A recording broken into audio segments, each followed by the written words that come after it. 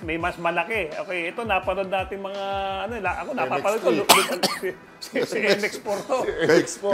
Kaibigan natin yan. Kaibigan natin yan. Meron kayong laro noon. You were playing sa Ginebra and Bonel Balingit was playing for Sweep.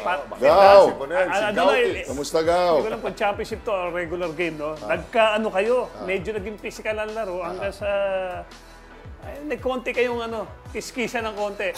Kaplang ng konti, no? Pag napapanood ko, gusto ko pabora. Ano ba nangyari doon? Briefly, maikwento mo nga. Hindi ko na matandaan eh.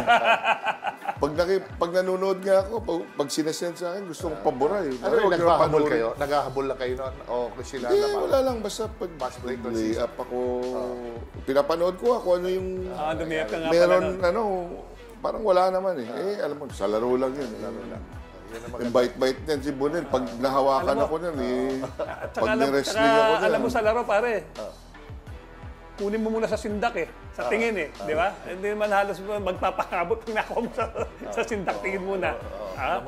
Dala ng lang yan, para bite si Bonel. Hindi ba kinilento kasi kahit yung kaibigan nga natin sa parking lot ng Megaman Di ba si Bonel nagkauna? Pag tinignan mo si Bonel, ang laki, kala mo galit, pero hindi pala. Nauna ako dito. Sa parking kinikwento niya nung araw. Ano lang yun. Ang laki talaga ni Bonel kasi nung araw, si Bonel na isa sa pinakamalaki. Bago pa nagpasukan to sila Mardo FYI lang po, si Bonel Balingit po ay 6'9".